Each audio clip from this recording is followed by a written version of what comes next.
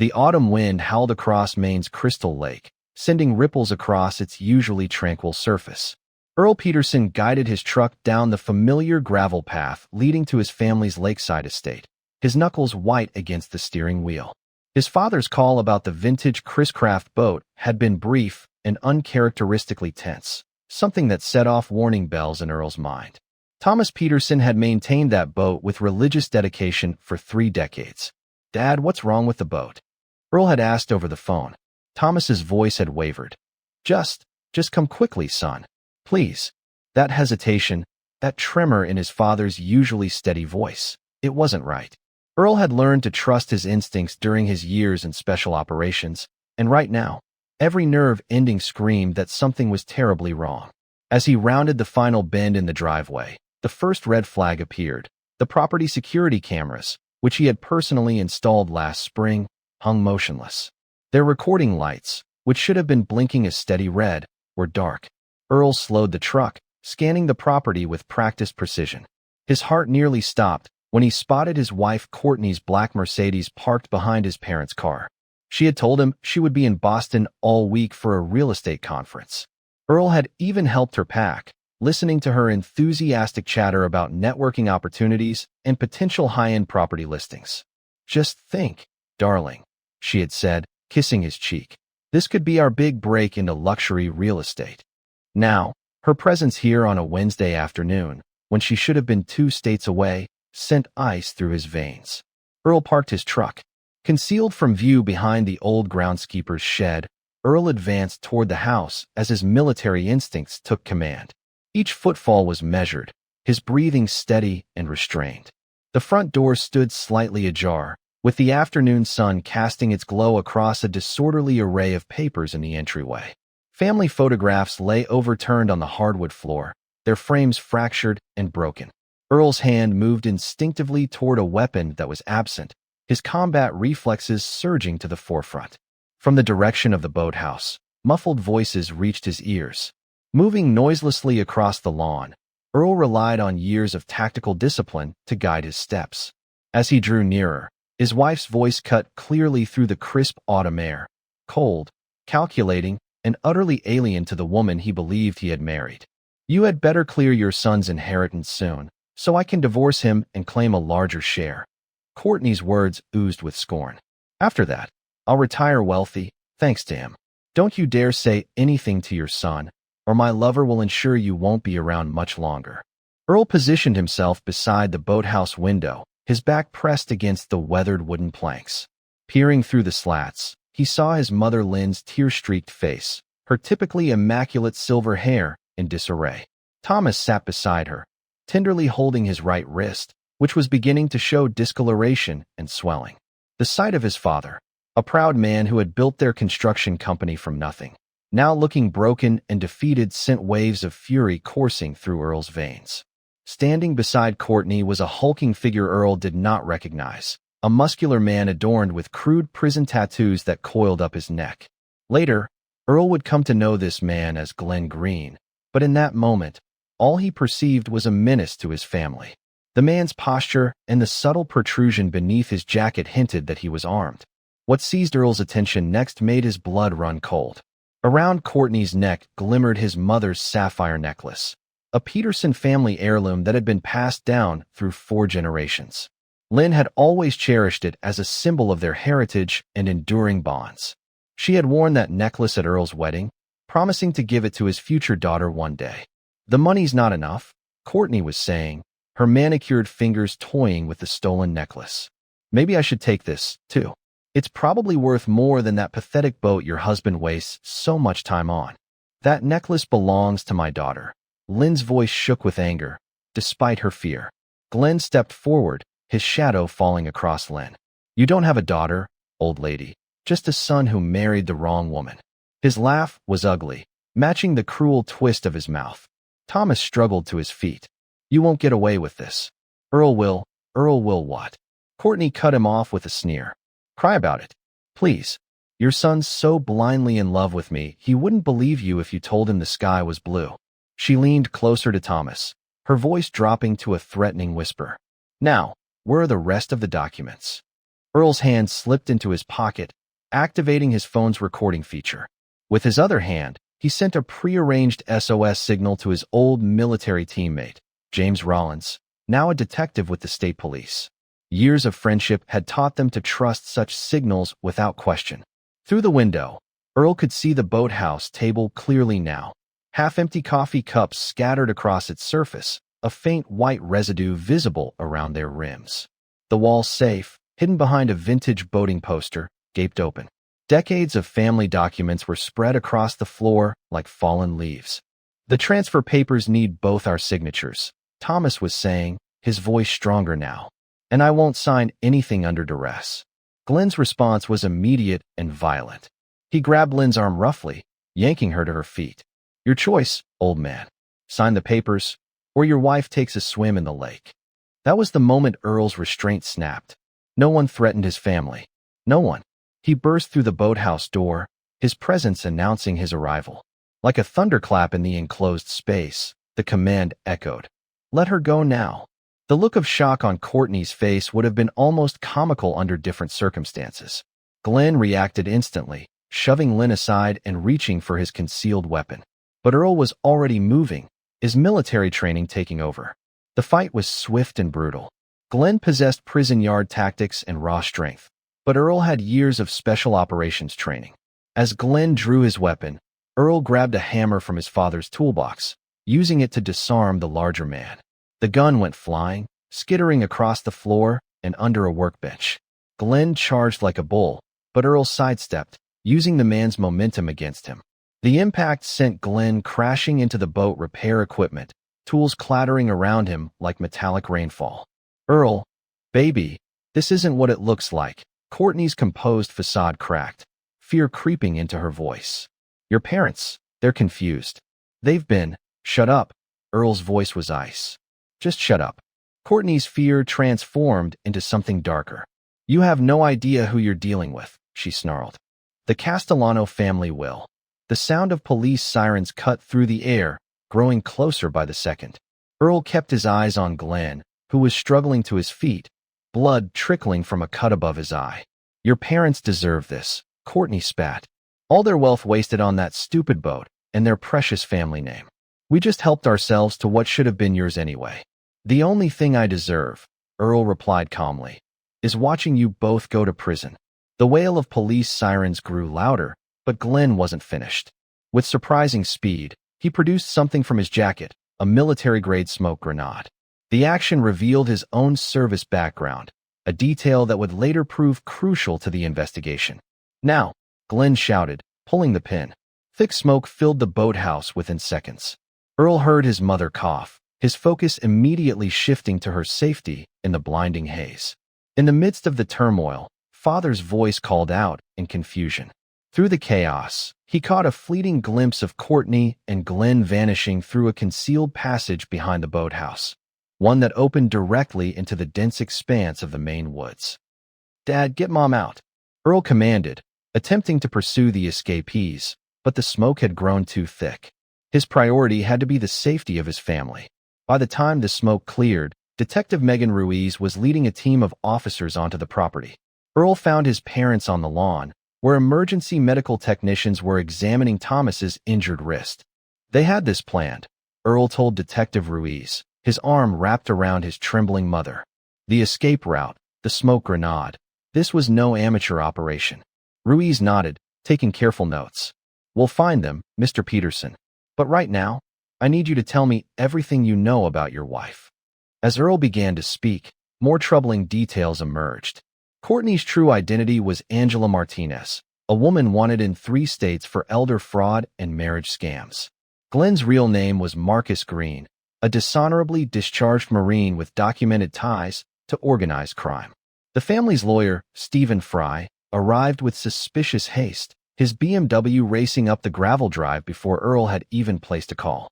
Unbeknownst to the Petersons, he had been collaborating with Courtney for months, helping orchestrate their financial ruin. As police combed the property, evidence of a sophisticated criminal enterprise began to surface. Forged documents lay hidden in the boat's storage compartments. Details of offshore accounts were discovered tucked inside old maintenance logs. Most disturbing of all were the traces of substances found in the coffee cups, proof that Thomas and Lynn had been systematically drugged to make them more compliant. "Your father's signature is on these documents," Detective Ruiz stated, holding up a stack of papers enclosed in evidence bags. "They're skillful forgeries, but forgeries nonetheless. They've been working on this for months." Earl stood in silence, the weight of the deception settling around him. Standing in the boathouse doorway, watching the sun set over Crystal Lake, the vintage Chris Craft boat bobbed gently at its mooring, a silent witness to the day's events. His mother's sapphire necklace was gone, along with decades of family history and trust. But Earl Peterson was far from defeated. "Detective," he said, turning to Ruiz, "I want to be involved in every step of this investigation." "That's not standard procedure," she began. "Neither is what happened here today." Earl's voice was firm. "They didn't just try to steal our money. They tried to destroy my family. This isn't over." As crime scene technicians combed the property and his parents gave their statements, Earl made a silent vow. Courtney, or Angela, or whatever her real name was, had chosen the wrong family to target. She thought she knew him, thought she had him figured out. She was about to learn just how wrong she was. The autumn wind continued to blow across Crystal Lake, carrying with it the promise of coming winter. But for Earl Peterson, it carried something else, the certainty that this was only the beginning. The mahogany-paneled study in the Peterson estate underwent a dramatic transformation in the week following the lake house incident. Earl methodically stripped the walls of their family photos, replacing generations of smiling faces with surveillance feeds and criminal network charts. The vintage sailing maps that Thomas had collected now served as backdrops for financial flow diagrams and suspected criminal connections. "Sir, the FBI is here," announced Officer Chin, one of the local police officers assigned to guard the property. Earl looked up from the stack of financial records he had been reviewing. Special Agent Benita Sullivan strode into the study, her dark suit and precise movements marking her as federal law enforcement before she even showed her credentials. Behind her came a team of specialists carrying cases of equipment. "Mr. Peterson," Sullivan said, extending her hand, "your case has just landed on my desk. This situation extends far beyond a simple inheritance dispute." Earl gestured toward the evidence boards he had assembled. "I have been piecing things together, my wife, Angela Martinez." Sullivan interrupted, spreading photographs across Thomas's antique desk. "Though that is merely one of her aliases. Your wife is not merely a con artist, Mr. Peterson. She is the mastermind behind the Castellano family's elder fraud division." Earl leaned forward, studying the photographs. They depicted Courtney, no, Angela, at various high-end art galleries throughout New England. In each image, she wore a different designer outfit, yet her predatory smile remained constant. "Those are galleries she frequented," Sullivan continued. "Money laundering fronts. The real estate conferences, planning sessions for their next targets. We have been building a case against the Castellanos for years, but they are careful.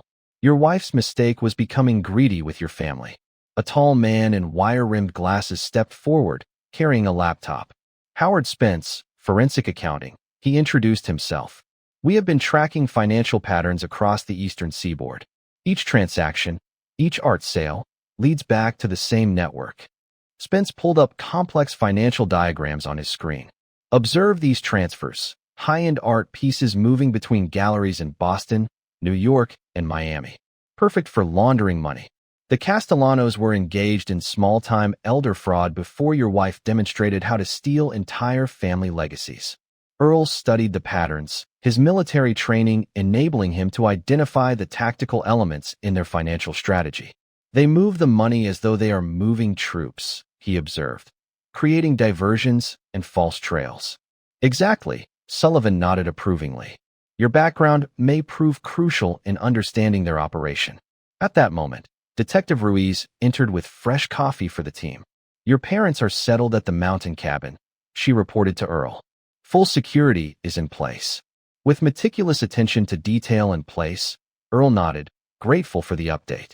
His parents were recovering at a secure location, their testimony proving invaluable. Each day revealed more about the methodical nature of Courtney's operation. She had prepared their coffee every morning, playing the dutiful daughter-in-law, while lacing their drinks with a carefully measured cocktail of illegal substances. Glenn's presence wasn't just for muscle, Sullivan explained, pulling up his military record. Marcus Green had been discharged for conduct unbecoming. He used psychological warfare techniques, subtle threats, implied violence, more effective than outright force for maintaining control. Earl remembered the bruise on his father's wrist, his mother's tear-streaked face. His jaw tightened. "What's our next move?" "We build an airtight case," Sullivan declared. "The Cadios have connections in law enforcement, the judiciary, even banking. We need overwhelming evidence." As if on cue, Howard Spence's laptop pinged.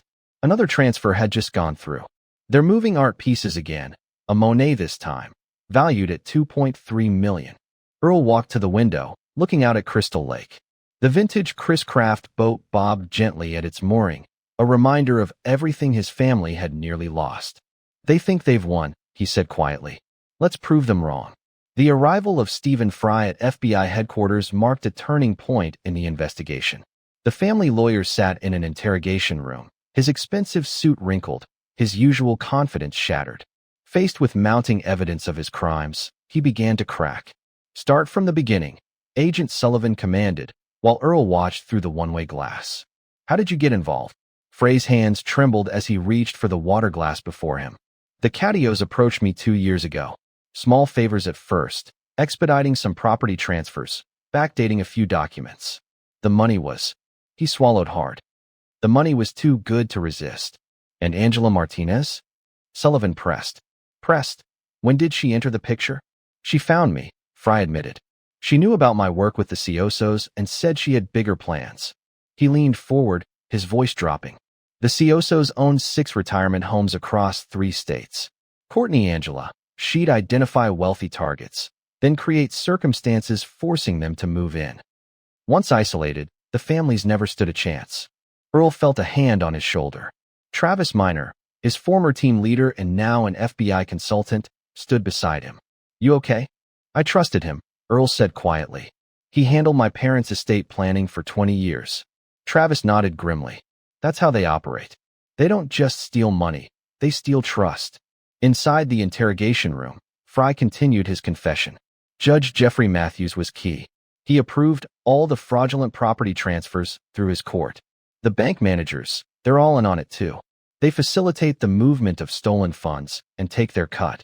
Sullivan spread photos across the table, surveillance shots of Glenn at various locations. "Tell us about Green's role as their enforcer." Fry explained, "Ex-military, like you suspected. That's a smoke grenade from the lake house, military grade, stolen from Camp Lejeune. They've got connections to arms trafficking, too." Earl's military training proved crucial in analyzing these tactical elements. Working with Travis, he began mapping Glenn's patterns. The escape route at the lake house, Earl pointed out, the smoke grenade deployment. "These aren't random actions." "No," Travis agreed. "This is military protocol adapted for criminal use. Look at the timing of their movements, the coordination. They've got training." Sullivan joined them in the observation room, her expression grave. "We just uncovered something disturbing. The Ciosos have hired a contract killer, Ronald Chavez. His target," she met Earl's eyes, "is you." Earl absorbed this information without flinching. "Why haven't they moved yet?" "Because of your behavior," Sullivan explained. "They're waiting for you to act. Our surveillance indicates they are monitoring you, anticipating the betrayed husband routine. It is buying us time, so let us give them precisely what they expect." Earl spoke, a plan forming in his mind as Winter's grip tightened around Crystal Lake. Earl Peterson began his carefully orchestrated downward spiral. He made certain he was seen at local bars, playing the part of a broken man perfectly. "My wife," he slurred one night at the Rusty Anchor, loudly enough for the Castellano surveillance team at the corner table to hear. Everything was a lie. Everything. The performance convinced crime family observers that he posed no threat. Reports filtered back to Courtney and Glenn in Montreal, where Agent Sullivan's team tracked their movements and monitored their communications with the Cosos. "He's falling apart." Courtney's voice came through on an intercepted call. "Just like I said he would." Pathetic. Earl's apparent collapse was a masterpiece of deception. Even as he staged public meltdowns, he worked tirelessly with the FBI task force. Each drunken rant was followed by hours of strategic planning in the command center. The breakthrough came when Thomas and Lynn, now clear-headed and determined, returned to the lake house under FBI supervision. They reached out to Stephen Fry, appearing to seek reconciliation. "Mr. Fry," Thomas said during a recorded meeting, his voice heavy with fabricated defeat, "we've been thinking about what Courtney said. Maybe it's time to simplify our estate." Fry, now working as an informant, passed the information up the chain. The Peterson parents, apparently broken by their son's decline, were ready to sign over everything. Earl's team crafted their lure with precision. They leaked information about a hidden Peterson family trust, supposedly untouched by the previous attempts at theft. The vintage Chris Craft boat, still waiting in the boathouse, would play a crucial role. The boat's restoration required importing rare parts. Parts from Europe, Earl explained to Sullivan as they reviewed the plan, a perfect cover for moving money across borders. "And you're sure they'll bite?" Sullivan asked. Earl smiled grimly. "Courtney always said that boat was my father's biggest waste of money. She won't be able to resist using it against us." As Christmas decorations began appearing along Crystal Lake shore, surveillance teams tracked Courtney and Glenn crossing back over the Canadian border. The Casanos, convinced of their prey's vulnerability, authorized one final operation to seize the Peterson estate. Every phone call, every text message, every email flowed through FBI monitoring systems. From his command center in the study, Earl watched the pieces fall into place. Agent Sullivan stood beside him, both of them watching their targets move into position on multiple screens. "You realize this will determine more than just your family's fate," Sullivan said quietly. "If we can break the Casano elder fraud operation, we save countless other families," Earl finished. "I know." Outside, snow began to fall on Crystal Lake.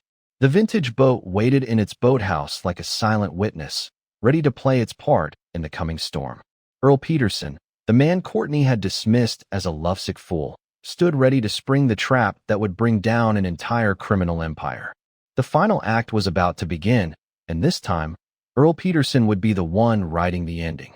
Heavy snow blanketed Crystal Lake on Christmas Eve, transforming the Peterson estate into a winter fortress. The security cameras, now fully operational but carefully disguised as malfunctioning, recorded every detail as a black SUV crept up the driveway. At 11:47 p.m., inside the FBI command van parked half a mile away, Earl Peterson watched Courtney and Glenn's approach on multiple monitors. "They really think you're passed out drunk in Portland," Agent Sullivan observed, adjusting her tactical vest. The FBI had. He had orchestrated every detail, including Earl's very public breakdown at a Portland bar earlier that evening, an act actually performed by an undercover agent while the real Earl prepared for the operation. "Courtney always did underestimate me," Earl replied, his voice cold. "She thought I was just some love-struck fool she could manipulate." Through the surveillance feeds, they watched Glenn approach the front door. His prison tattoos stood out starkly against the falling snow as he worked on the new lock. Exactly the one the FBI had installed, knowing his preferred picking methods. Inside the lake house, Thomas and Lynn sat at their kitchen table, appearing vulnerable but wired with state-of-the-art surveillance equipment. Thomas's hands shook slightly as he arranged the financial documents, a performance for the cameras he knew were watching. "Remember," Earl's voice came through their hidden earpieces, "let them think they have the upper hand. The more comfortable they feel, the more they'll reveal." The front door swung open. Glenn entered first, his boots tracking slush across the floor. Courtney followed, dressed in an expensive designer coat that probably came from some other family's stolen fortune.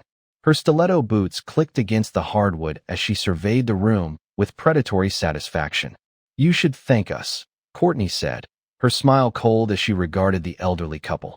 "Earl's drinking himself to death in Portland. We're here to protect your interests."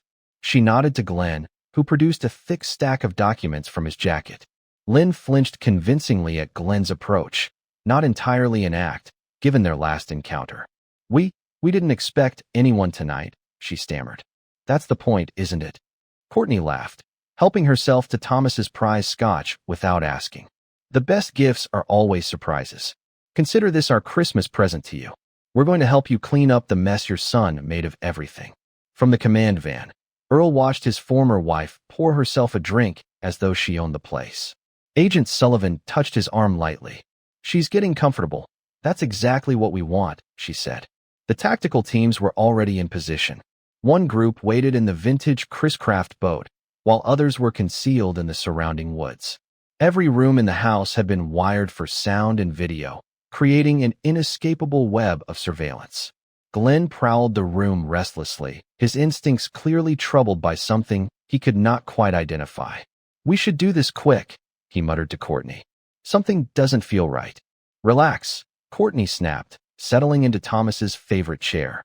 "Look at them, they're terrified." "And Earl," she laughed again, the sound like breaking glass. "He couldn't even figure out I was using a legal substance in his parents' coffee for months. Trust me, everything's under control." The next hour proved to be a masterclass in hubris. Courtney, believing she faced only two defeated seniors, began to revel in her moment of triumph. The hidden cameras captured every word as she detailed her operation with smug satisfaction. "You know what your real problem was?" she asked, swirling the scotch in her glass. "You were too trusting, too wrapped up in your precious family name and traditions. The Chacos used to think small, nursing home scams, insurance fraud. I showed them how to steal entire family legacies." Thomas leaned forward, playing his role perfectly. "How? How many others?" "Oh, dozens," Courtney preened. "The art galleries were brilliant, if I do say so myself. Who looks twice at $1 million painting changing hands? Money laundering at its finest. And the retirement homes, perfect hunting grounds. Rich old people all lined up like dominoes." Glenn's unease grew as Courtney talked. He kept glancing at the window, the tactical training he'd acquired now warning him that something was off. But Courtney was too caught up in her moment of glory to notice. "Your son actually did me a favor," she continued, pulling out her phone. "His pathetic drinking made this so much easier. I just need to call Judge Matthews about expediting these final transfers." Her eyes fell on the vintage boat's restoration paperwork, carefully placed on Thomas's desk. The documentation suggested an insurance value 3 times the boat's actual worth, perfect for money laundering. As Courtney reached for the papers, a familiar voice cut through the room. "Federal agents insist on proper documentation," Earl said calmly, stepping out from the study doorway. "Especially for international transactions." Glenn's reaction was instant and violent. He reached for his weapon, but FBI teams were already swarming in from every entrance. Earl's former military unit, now FBI tactical operators, had him surrounded before his hand could close on the grip. Agent Sullivan personally approached Courtney, whose composure had finally shattered. "Angela Martinez," she announced formally, "you are under arrest for fraud, money laundering, conspiracy, and multiple counts of elder abuse across 3 states." Synchronized raids began. Judge Matthews was taken into custody during his Christmas Eve dinner, the turkey still steaming on his dining room table. The Castellano family leadership found their holiday gathering interrupted by tactical teams. Retirement home administrators, corrupt bankers, and art gallery owners all received similar Christmas Eve surprises. In the lake house, Courtney made one final attempt at control. "You can't prove anything," she snarled at Earl. "It's our word against 2 senile old people." Agent Sullivan smiled, producing a tablet displaying multiple video feeds. "Actually, we have your entire confession from tonight, plus evidence from every property transfer, art sale, and retirement home scheme for the past 5 years." Mr. Fry was quite thorough in his documentation. The evidence was overwhelming. Years of meticulously recorded criminal activity laid bare before them. Recorded conversations and transactions formed a damning tapestry of evidence. Detailed financial records from various sources painted a clear picture of illicit activities. Files contained testimony from dozens of victims whose lives had been shattered. International banking records documented the complex web of financial movements. Connections to organized crime provided proof of extensive criminal networks. Evidence of judicial corruption revealed how deeply the rot had spread. Medical records showed systematic illegal substance administration to victims. Earl stepped closer to Courtney as agents secured handcuffs around her wrists.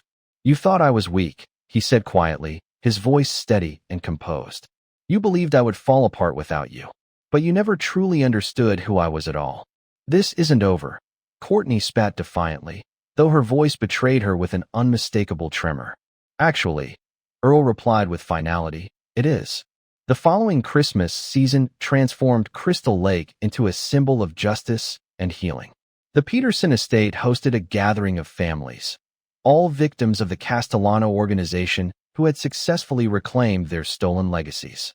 The vintage Chris Craft boat, now fully restored to its original glory, bobbed gently at its dock, a testament to renewal. Earl and Agent Sullivan, their relationship forged in the crucible of justice, announced their engagement during the gathering. Their connection had grown naturally from mutual respect and shared determination, standing in stark contrast to the manipulation that had characterized Earl's first marriage.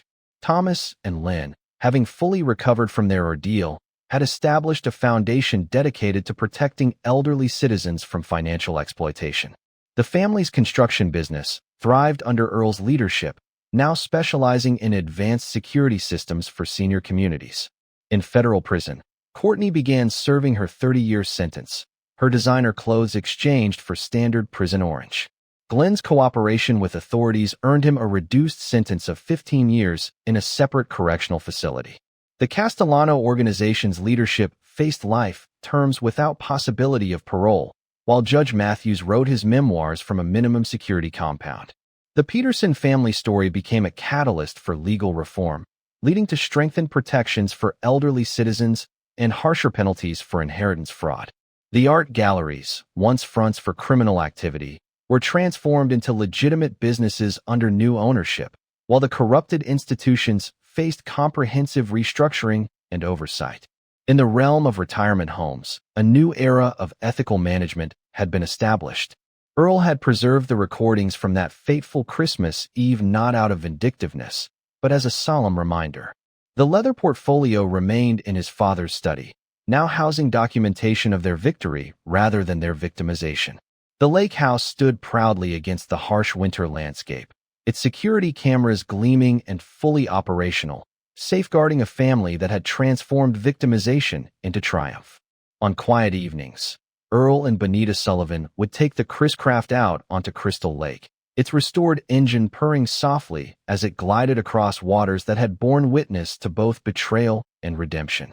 The vessel, much like the Peterson family, had emerged strengthened from its trial by fire, serving as a testament to the power of justice served cold on a winter's night. "What do you think about a spring wedding?"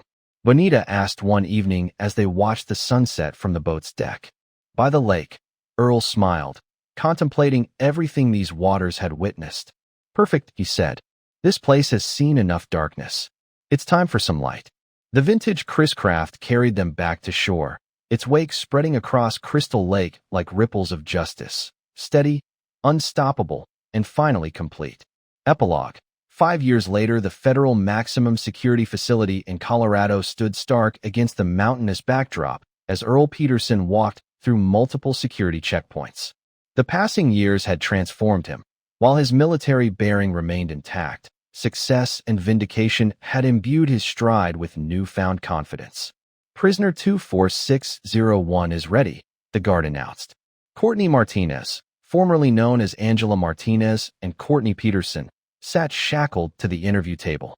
Prison life had stripped away her designer facade, her once immaculate hair now streaked with gray, her formerly manicured hands roughened by mandatory labor.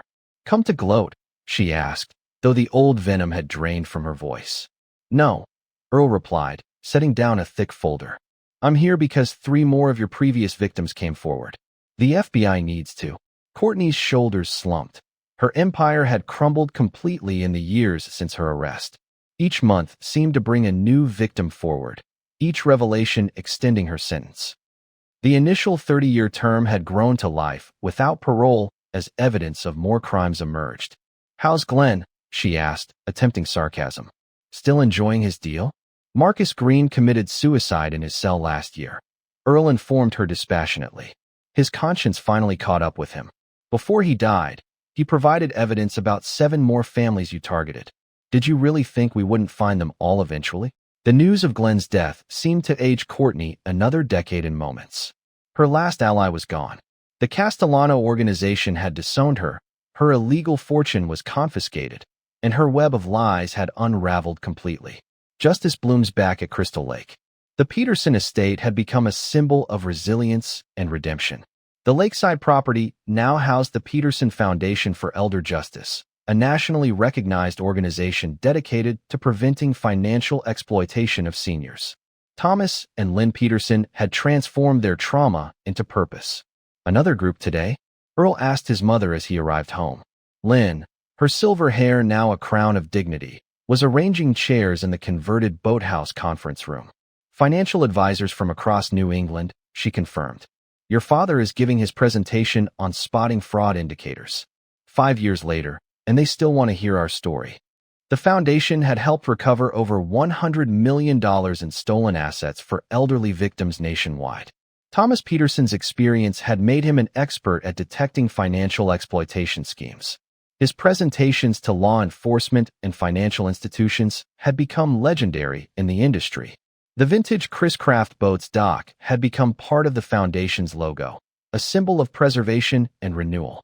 Justice Earl and Bonita Sullivan Peterson used it regularly, taking their 3-year-old twins, Emma and James, for sunset cruises. Ripples of change. The case's impact had rippled far beyond Maine. Judge Jeffrey Matthews, serving 20 years in a minimum security facility, had become a cooperating witness in judicial corruption cases across the country. His detailed testimony had led to the removal of 12 corrupt judges and the overturning of hundreds of fraudulent property transfers. Stephen Fry, after serving 3 years and providing extensive cooperation, had been released and now worked as a consultant for the FBI's Elder Fraud Division. His insider knowledge proved invaluable in dismantling similar schemes nationwide.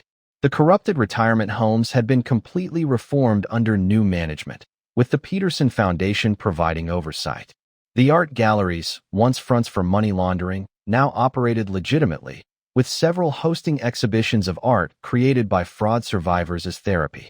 Detective Megan Ruiz had been promoted to lead a specialized elder fraud task force, often collaborating with the Peterson Foundation. James Rollins, Earl's former military teammate who had received his initial SOS, had joined the Foundation's security division, training law enforcement in protective tactics for vulnerable seniors. A new chapter. Earl's construction company had evolved into Peterson Security Solutions, specializing in protecting senior communities and financial institutions. The technologies they developed had become industry standards, implemented in retirement facilities across the country. Bonita Sullivan Peterson now headed the FBI's New England White-Collar Crime Division, her experience with the Peterson case informing her approach to complex fraud investigations. Their marriage had become a partnership in justice. Their shared dedication to protecting others strengthened their bond. The twins, Emma and James, were growing up surrounded by this legacy. The legacy of their family's triumph over betrayal. The security cameras of the lake house still functioned perfectly, yet they now observed family gatherings and foundation events rather than criminal conspiracies. The final ledger. During her years in prison, Courtney had received numerous offers for book and movie deals concerning her crimes. She had accepted none of them. Her silence served as a final punishment as she watched the Peterson family's story of resilience inspire others through authorized documentaries and educational programs. The Castellano crime family had never recovered from the scandal. Their leadership perished in prison, their criminal empire was dismantled, and their ill-gotten assets were redistributed to victims. The investigation sparked by the Peterson case had led to the collapse of similar operations in 3 countries. The leather portfolio in Earl's study, once containing evidence of victimization, now held thank you letters from families they had assisted, photographs of reunited relatives, and documentation of lives rebuilt. The Foundation's annual Christmas gathering had evolved into a celebration of healing, with hundreds of survivors sharing stories of recovery and renewal. Legacy of Crystal Lake. 10 years to the day after Courtney's arrest, Earl stood at the lake's edge with his children. Emma, already demonstrating her mother's investigative mind, inquired about the story behind the boat's name, Justice Wake. Sometimes, Earl explained while watching the sunset paint Crystal Lake in shades of victory, bad things happen to good people. But what matters is how we respond. This boat, this lake, this family, we chose to fight back, not merely for ourselves, but for everyone who needed protection. The Peterson estate had become more than a home or foundation headquarters. It stood as a beacon of hope, proving that justice, while sometimes slow, becomes unstoppable when pursued with determination and integrity. Inside the house, Bonita prepared for another foundation board meeting. Thomas, in the restored boathouse, Lynn and Earl played with their grandchildren, while the security cameras blinked steadily, their red lights now symbols of protection rather than intrusion. The waters of Crystal Lake lapped gently at the shore, carrying decades of stories of betrayal transformed into triumph, of victims becoming protectors, and of a family that refused to be broken. The vintage Chris Craft boat bobbed at its mooring, its wake long since settled, but its impact eternally rippling outward, touching lives far beyond the shores of a lake in Maine. As dusk settled over Crystal Lake, Earl gathered his family for their evening boat ride, a tradition that had begun as therapy but had become a celebration. Each voyage reminded them that while evil might make waves, justice created lasting currents that changed the very course of rivers. The Peterson legacy, forged in betrayal but tempered by justice, had become a foundation for others to build upon.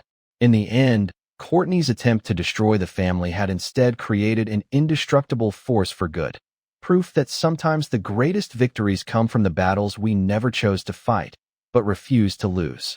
This is where our story comes to an end. Share your thoughts in the comments section. Thank you for your time. If you enjoyed this story, please subscribe to this channel, click on the video you see on the screen, and I will see you there.